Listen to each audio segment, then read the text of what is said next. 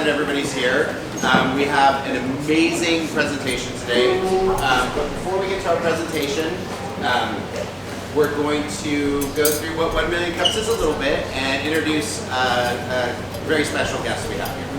So, and I want everyone to know that today I'm not using a microphone, and our presenters won't be using a microphone, and they're going to be working really hard to make sure you can hear them, and we'll kind of go over that later. So 1 Million Cups, hopefully you all know there's a coffee in the back. Grab a coffee. Does everybody have the app on their phone?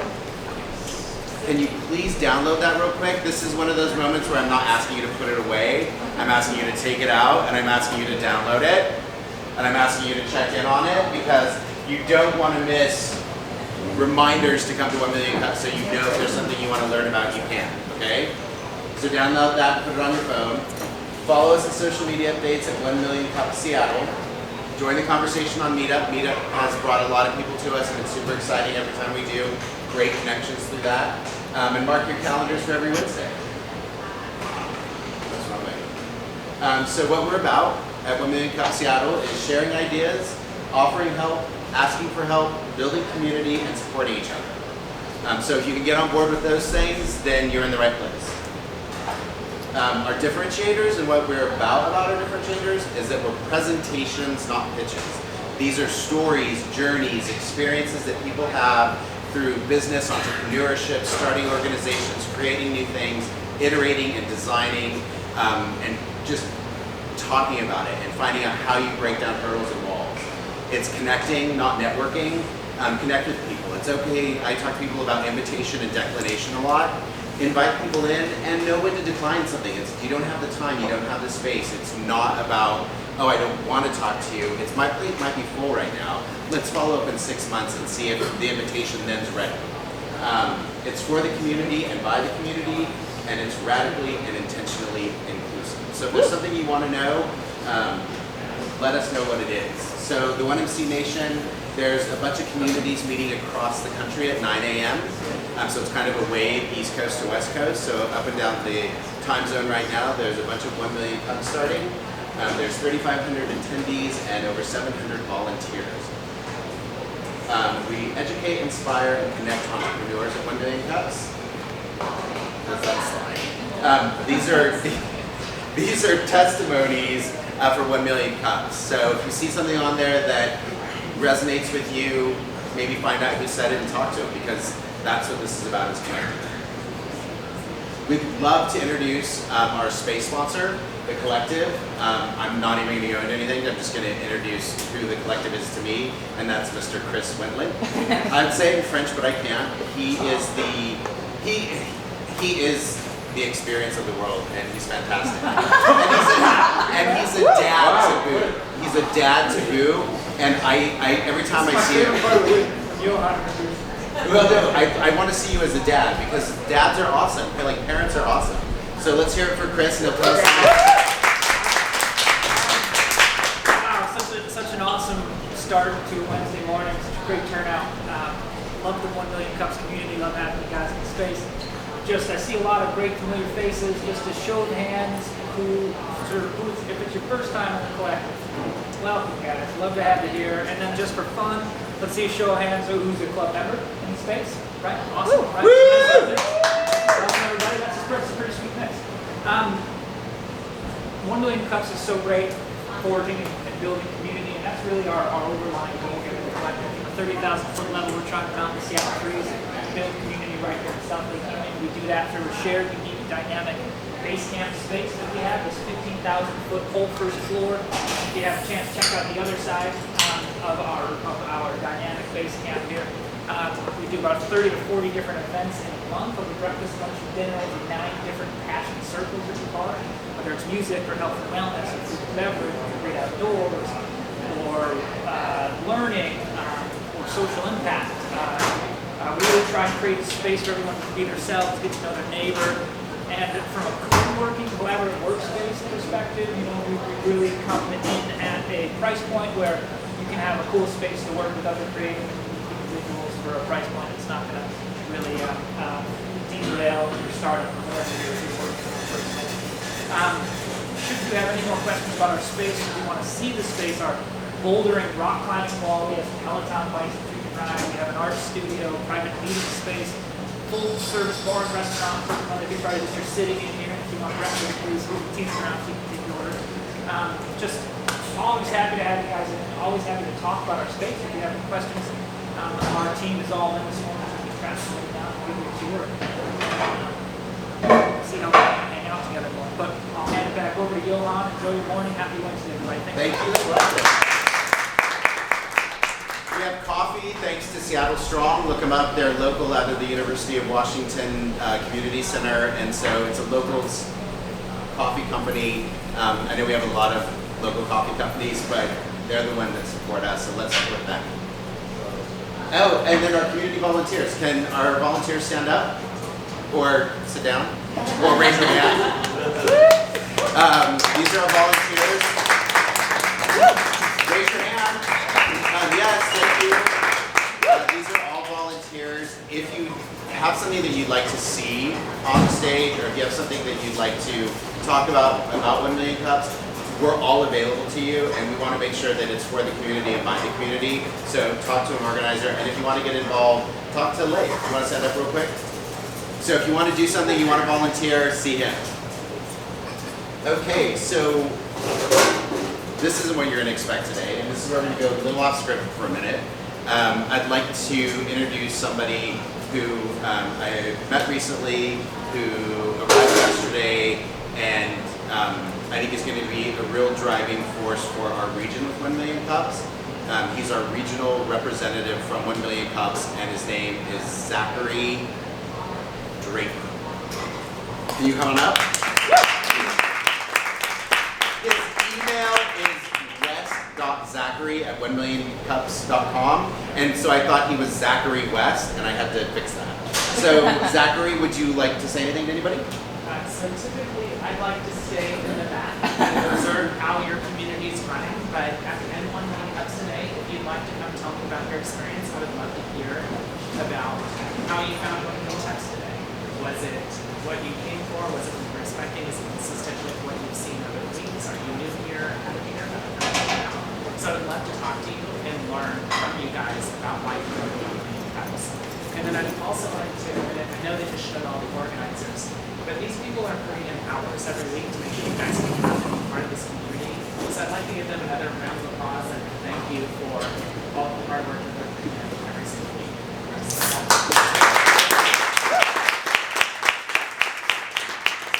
So, see Zachary afterwards and let him know how awful and terrible we treat you every week. Today's presentation is a little different, and it's super exciting, and I keep telling people that it'll be the most important presentation you see in 2020, because I've had the opportunity and the privilege to work with these three people to understand better disability, and you don't always get that experience somewhere, and 1 Million Cups has provided that for me this year, and I don't know if it can get any better. So the presentation is a little different today.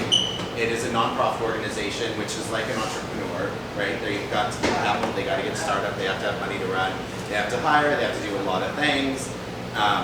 And so today you'll be hearing a presentation of about 8 to 10, 11 minutes around a nonprofit that's launching around disabilities. So I'd like to introduce Nick Holzthum, Chris Miles, and Krystan Holzthum, and I will let them take you on their journey.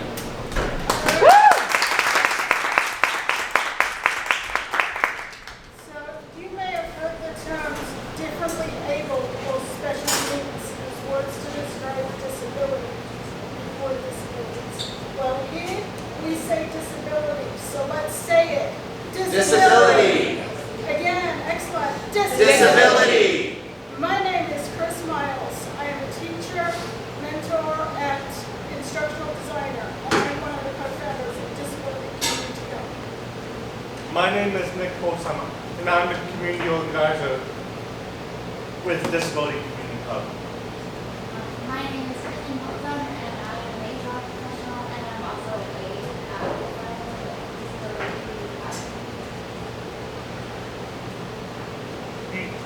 Before we go on, because we're not using microphones, I'll just like to say, any of you who can't hear us, just, or if you can't understand what we're saying, just interrupt us and say, can we repeat that?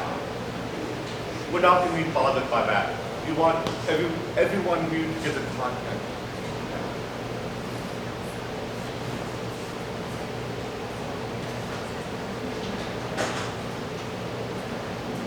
Okay, what you see here is what is referred to as the ugly law. Basically, this law said is that any person that was diseased, maimed, had any kind of martyr, any kind of disability, turn their limbs or make them crooked or make them walk funny, they could not be out in public.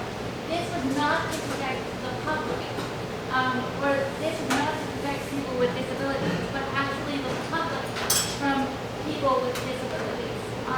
It was on the books in 1881, and you might say, okay, that was a long time ago. But I have to tell you, it's actually still on the books in some places.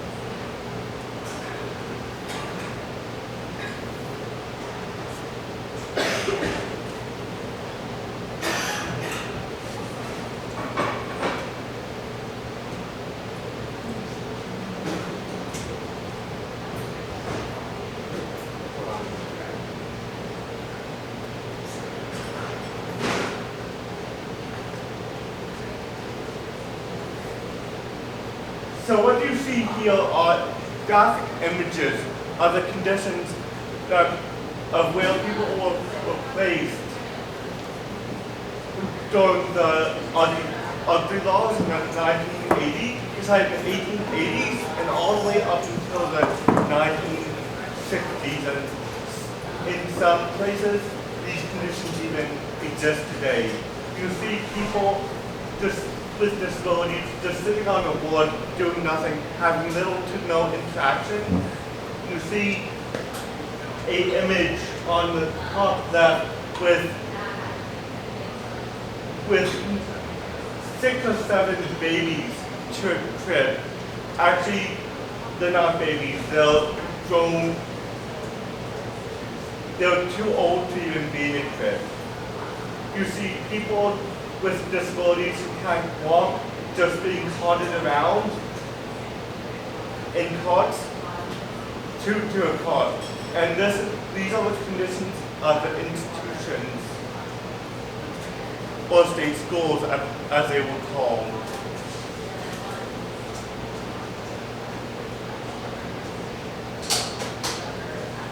Here, you see it's called Section 504 of the Rehabilitation Act. Now, this was passed finally in the 1970s, but it took a long time and a lot of work. The only reason this got passed was because people with disabilities protested. On a particular day, a bunch of people from an organization called ADEPT got together and they started to sit in different federal Q buildings. Q was known as Health, Education, and Welfare. So that's where people with disabilities, quote unquote, got their assistance. Now they sat in these buildings. Now most of the places they left after a day or two because that was the panic. But in San Francisco, they sat in that Q building for 28 days. That is the longest sit-in in a federal building in American history, even to today. Because they sat in that building, those individuals got to meet with the secretary of Q, and finally, after 10 years of this bill sitting on the desk, we finally signed it into law.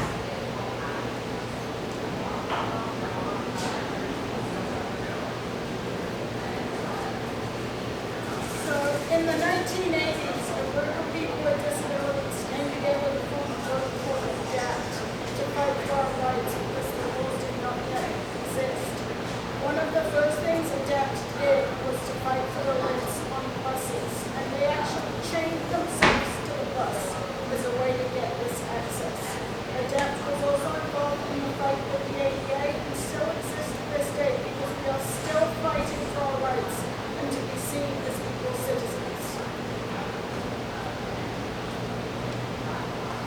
So this brings us to where we are today. The statistics are quite dismal. Less than 1% of the housing stock in the U.S. is accessible for wheelchair users. Imagine trying to find a place to live when there's only less than 1% of housing stock in the United States, and most of it is newly built buildings. The next thing is that 1 out of 5 people with disabilities are employed. Now, I didn't just say unemployed, I said employed. Now, this means that most people with disabilities do not receive any salary. They're expected to live on somewhere between $700 and $800 a month. If they're lucky, maybe $900. Without this kind of salary that most of us have access to, people with disabilities can't even consider going out for coffee, can't even consider going out to the movies or hanging out with people, because what they're really worried about is trying to keep a roof over their head and clothes on their back. And food would be nice too. But that's all that they have access to. So think about all the times you get to go out and be around people. You have access to that because you have a salary. So 1 out of 3 people with disabilities live in poverty. Many people with disabilities live in poverty due to SSI income restrictions, where you go on about $2 a day. But some people with disabilities, like myself, are forced to live in poverty to stay eligible for programs like Medicaid, because you cannot afford the cost of health care and health insurance. All these dismal statistics culminate to extreme social and economic isolation and exclusion from mainstream society. Over 1/2 of people with disabilities report to experience significant social and economic isolation in their daily life. I would put more than that. But those are the statistics that we can find. And so this brings us to what we want to accomplish at Disability Community Hub. So our main goal is to decrease the social and economic isolation and exclusion that people with disabilities experience in society. And this is through building deep connections and strengthening the disability community, as well as increasing connections outside the disability community to provide opportunities for economic and social growth. The disability community, we find it important to have dignity, increase self-esteem, and pride in our identity as disabled people. This allows us to feel more comfortable out in the community because it helps us know we can contribute and have value to the groups and activities that we're involved in. One of the very cool things about Disability Community Hub is that it is member-led and directed. There is a very important reason that we have decided to do this. Most people with disabilities do not get a choice in a lot of the things that happen in their lives. So when they come to the Disability Community Hub, we want them to have the sense of self-determination, which means they get to determine what programs happen, what services they need, the help that they're looking for, the things that we could bring to them to help them with that. And this is very important in fulfilling our mission. So this brings us to our core programs. Our first core program is peer mentoring. We believe that people with disabilities need to have relationships with other people with disabilities. This will allow us to support each other in the goals and activities that we're interested in.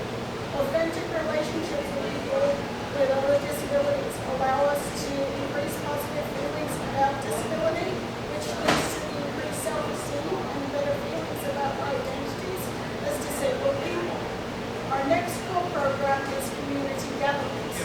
Community gatherings will be a chance to get out of the house, be social, come together across disability identities and create that community, bring that community together and connect it to other community organizations.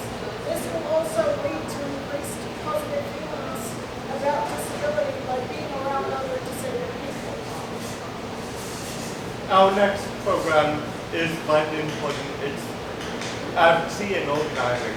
In the Seattle disability community, there's a lot of duplication of advocacy efforts and not a lot of cross-sharing of information and efforts. This leads to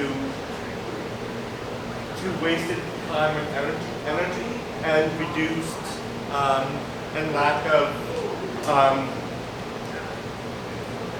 a return on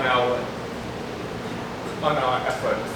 So what we're trying to do is we are going to be providing monthly advocacy newsletters and action alerts to bring together the disability community so that people know what's going on in all the different silos in the disability community, whether it's someone with a developmental disability community trying to fight to end some minimum wage, or whether it's the deaf community trying to get captions on TV in restaurants. We want everyone in the disability community to be aware of everything that's happening, so anyone can join, even if it doesn't pertain to their specific disability. The second thing we're doing is we want to support grassroots organizations that are doing critical work in the disability community. We want to provide them with administrative support and also confidence-based and logistical support so that they can meet and that they don't have to worry about all the fine details and they can just work on bringing more people to the table. And the next program is providing an online curated resource guide. We have a lot of different resources in the community, but not all of them are quality. Some of them are trash, and yet they're still listed and recommended. We want to provide the best of the best, ranging from social service programs and organizations that actually help the disabled to disabled entrepreneurs doing really cutting edge work and fighting for the disability community.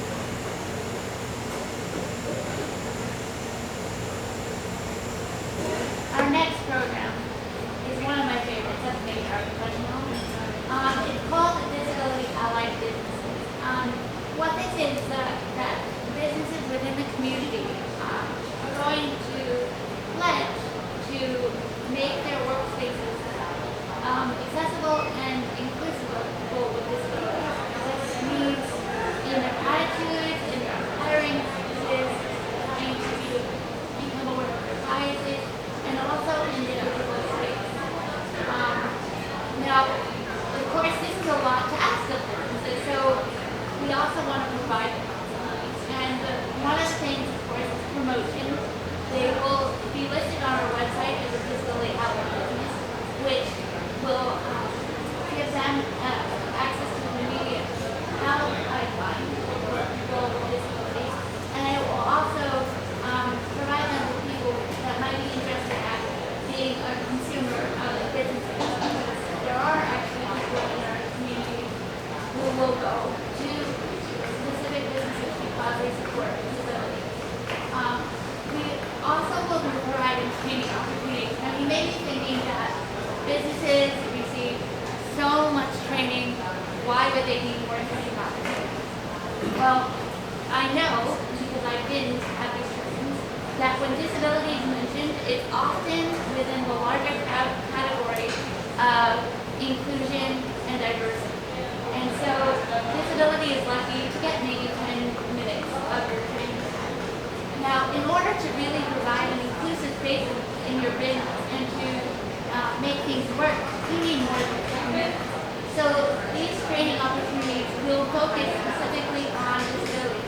from ADA and employment law to helping them recognize their biases and helping them overcome them in different ways.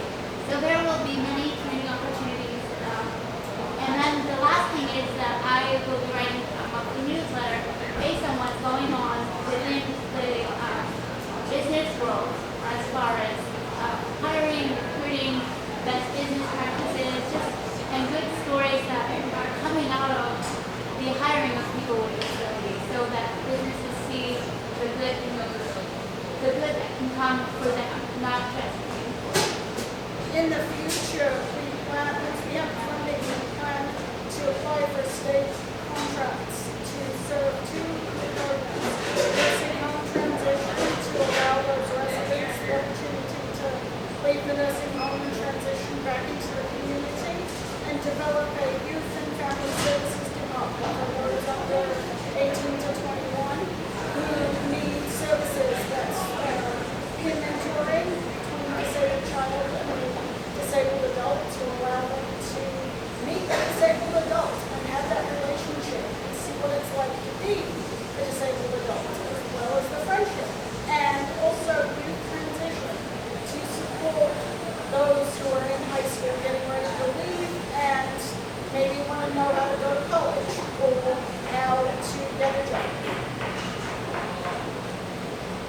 So this brings us to how are we going to fund these programs?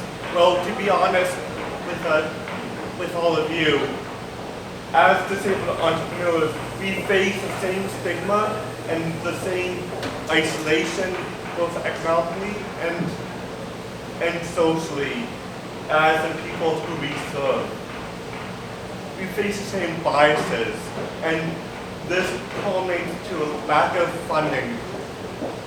There's all these equity efforts in Seattle, Washington, and throughout the United States, but rarely do they provide equal opportunities for people with disabilities to receive funding from these foundations. We're not asking donors to give. We face double standards as disabled individuals.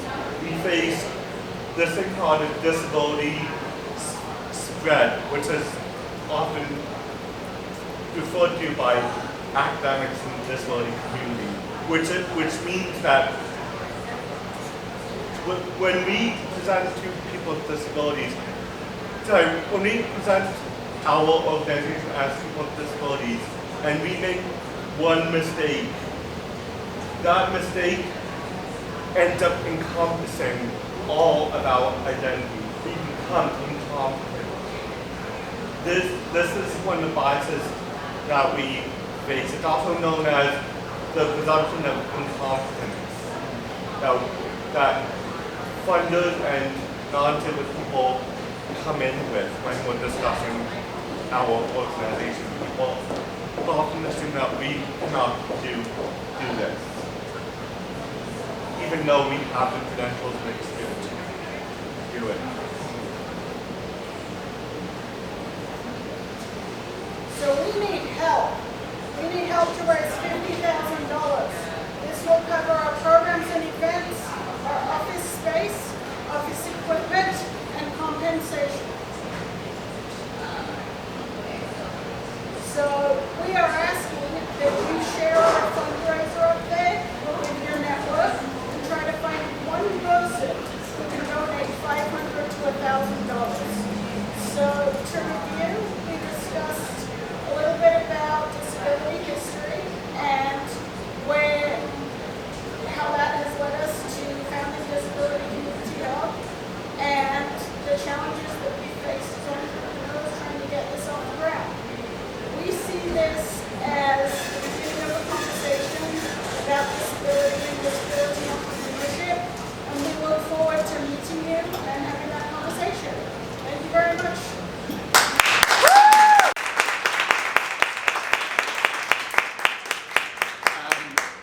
One last piece really quickly. The Disability Community Hub is a fiscally sponsored 501c3 through Angels for Angels.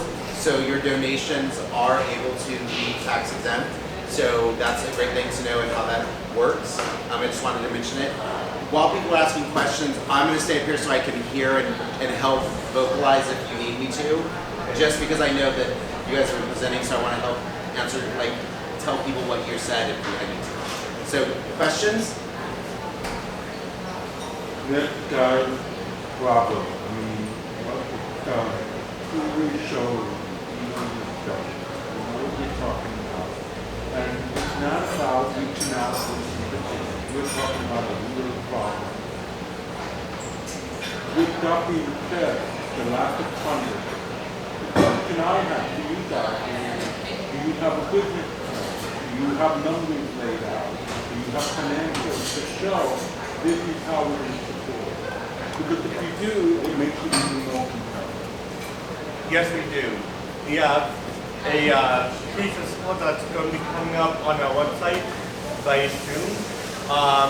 We have a business plan that's fully developed, and yeah, we are able to talk to funders.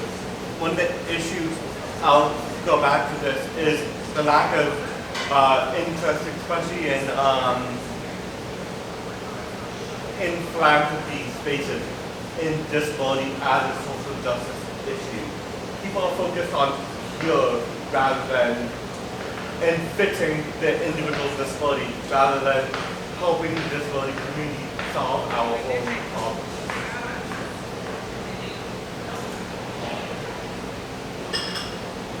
Leif, and then Wonderful presentation. I thought it was really great. I really got compelled by your ideas and the structure specifically and the give and take to different partners and so on. I thought it was really well done.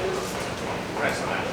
My question is, you mentioned something about there being disparate information or like the resources and like there's people, organizations doubling up on effort, but we don't get to see there's no combined effort. It's just kind of wasted energy in that sense.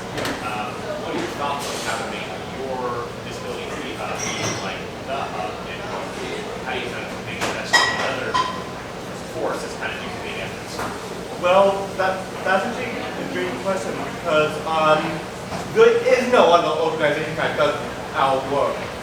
There is no other organization in Seattle that is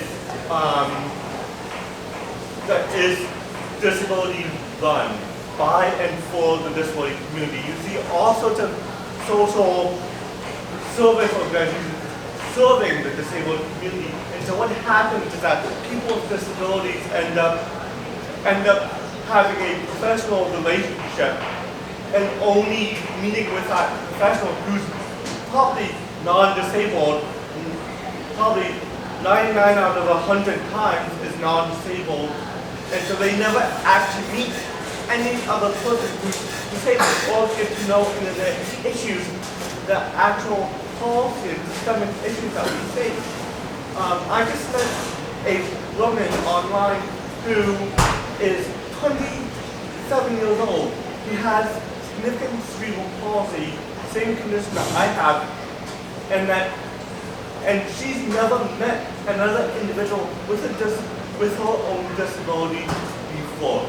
27 years old. To add, we did a little research before we got going, and there are programs that maybe offer like a mentoring type relationship where you can have a buddy or a friend or somebody to look up to help you with the goals that you have in life.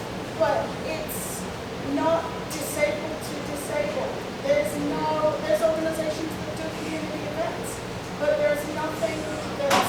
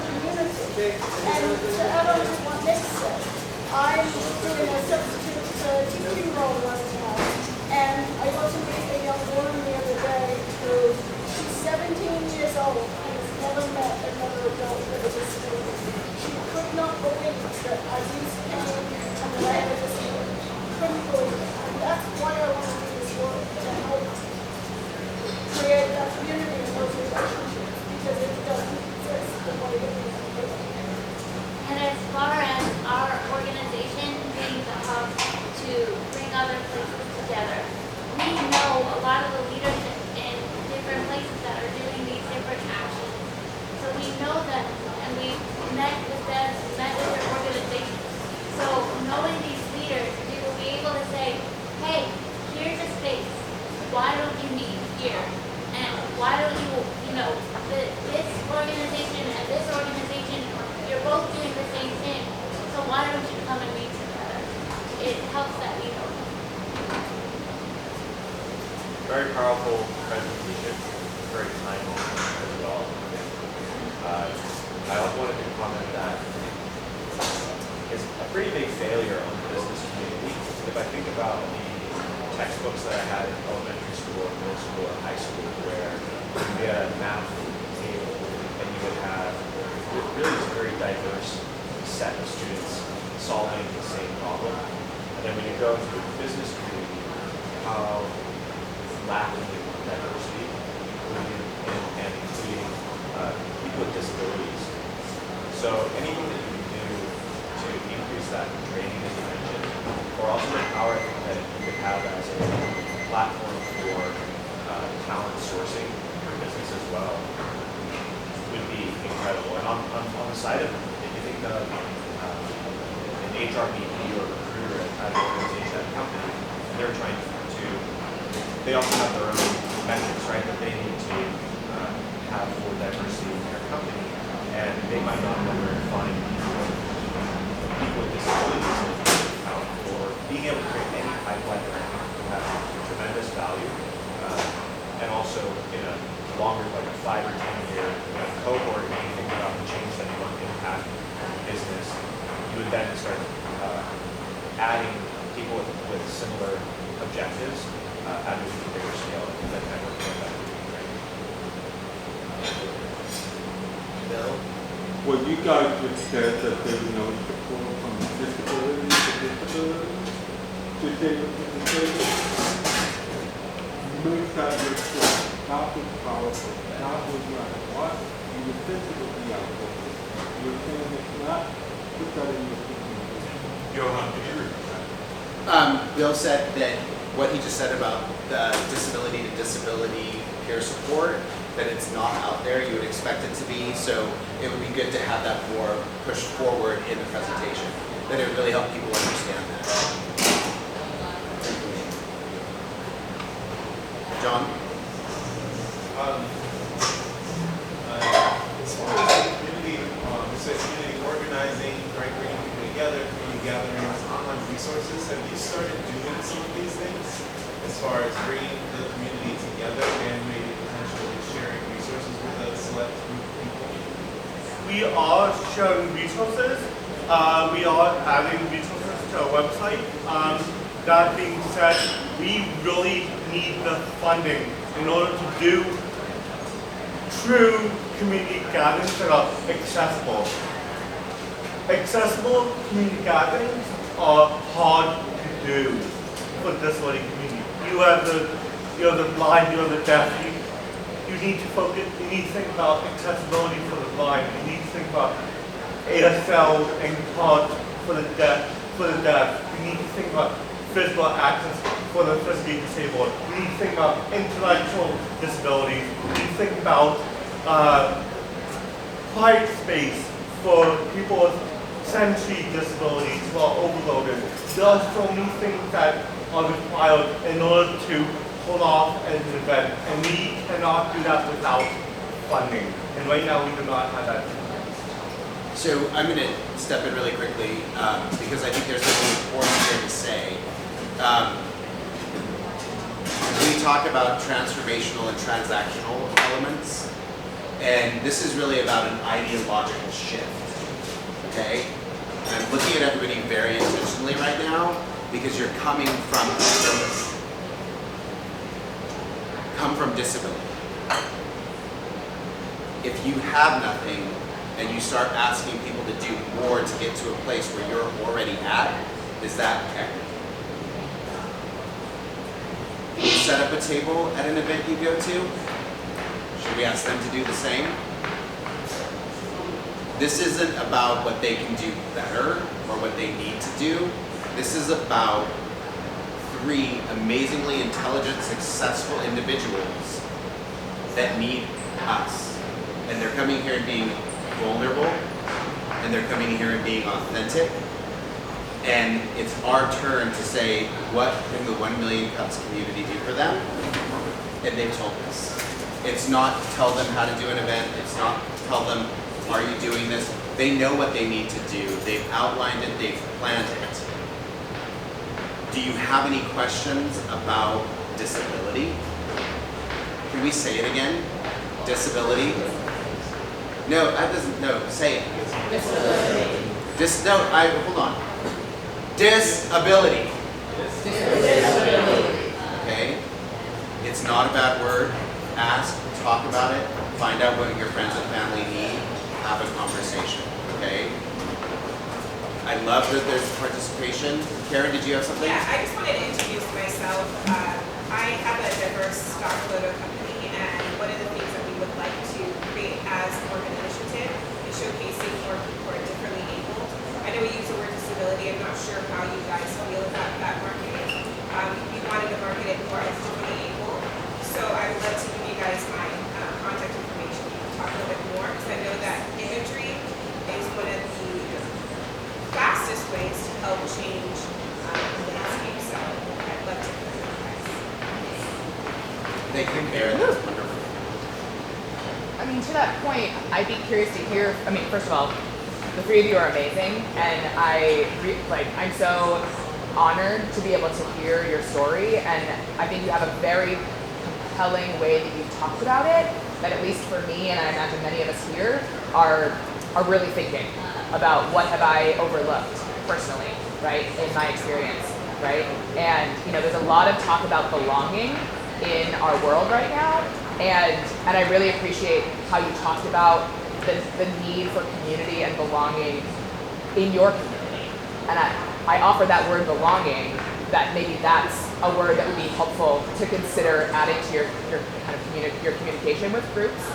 But I mean, to this woman's point, I'm curious, because you have chosen the word disability as opposed to differently abled, what can you expound on that? Like, what made you want to embrace that word? Yes. So disability is not a disability word. So what we want to say is, so differently able is a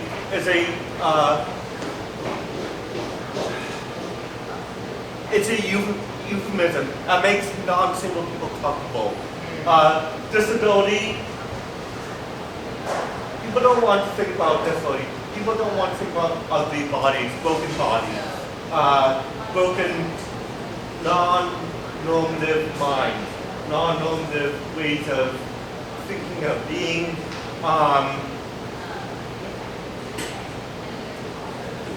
Disability is, the way we use it is not a issue. It is not an issue of us being broken. That is actually impairment.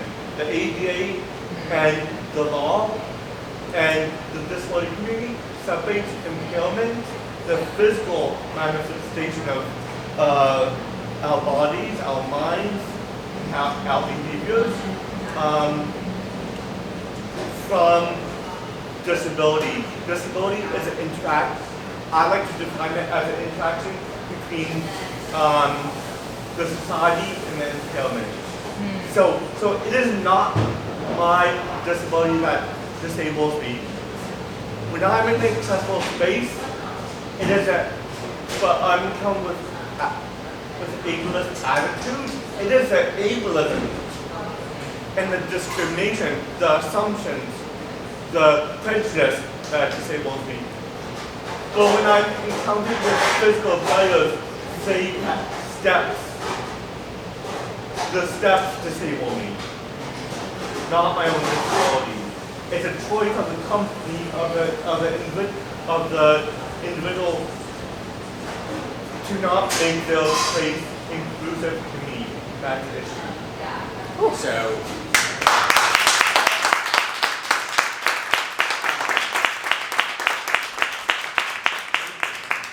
Thank you, thank you. So one of the really fantastic things that Chris and I had talked about during their preparation for this conversation was that this isn't, and she goes, hey, Johan, I'm not comfortable closing this. What do you think about closing? And I was like, great, thanks for asking. And so I said, I don't know what's right for you to close. That's your closing of this conversation. And so we started chatting, and she's a teacher, and we started talking about classroom and education. And what came forward from her, just in the conversation, was it was like, this isn't closing. This is the beginning. This is a chance for everybody in this room to take a journey that you may not have taken yet with 3 amazing people that are doing amazing work and learning something new and having an ideological shift. One of the things I want to bring forward is pace privilege. Ableism is really pace privilege. You have a certain pace your body or mind works at, and you come from this ideology that everyone should work at the same pace you do because that's where you work, and everyone should be going like this, and we should keep going like this and talk like this, and I do going really fast, and next thing you know, people are lost, they can't keep up. And so having that knowledge that people may not move at your pace, and you may miss something by not stopping to move at their pace. So next time you're doing something, realize impediments to you or someone else, and I think Nick said it fantastically, it's not his disability that makes him disabled, it's the space around him or the people around him. So again, I encourage you for the beginning, get cards, exchange information, get on LinkedIn, and learn more, because 2020 will end differently than you ever imagined. I would like to introduce Karen really quickly, if you don't mind. Come on over. Because we want to make sure that this is something that I reached out to Karen and asked her to come today, and we had a conversation. Karen owns Total. She is an entrepreneur and a fantastic, brilliant person who happens to be a woman and black, and she's beautiful. I want to celebrate. So, do you want to tell me really quickly what Total is? Yeah, I can do that. So, like I mentioned earlier, Total is a diverse stock photography company, and we brought it to life because I was experiencing a lot of I noticed online that there was a lot of diverse imagery for different things that I needed imagery for, and I felt rather than complaining about it, I was just going to solve it with my business partner. So in 2017, we launched Total, which is a whole diverse image bank of people who just look like what the quote looks like. Unfortunately, right now imagery is very racially one-sided, and it's time that we start to show what the quote looks like. So that's why we started, and that's why I feel very passionate about helping to help make the marketing of disabled people more inviting, basically. So thank you. So Amy Corcoran is a member of the 1 Million Cups communities, and she's a photographer as well. Okay. So that's what I wanted to introduce you to. So I'm showing you everybody a connection. So invite somebody next week that you want to introduce to somebody else. Because what I think is really fantastic as well, as we have this conversation with other people, is what does an accessible photo show? So I encourage you to have that conversation, exchange information, and get more coffee, because I've evidently had too much. So again, I want to make sure and ask this, because that's how we close the day out, is what can the 1 Million Cups community do for you? Chris? Support what we're doing and begin a conversation with us about disability.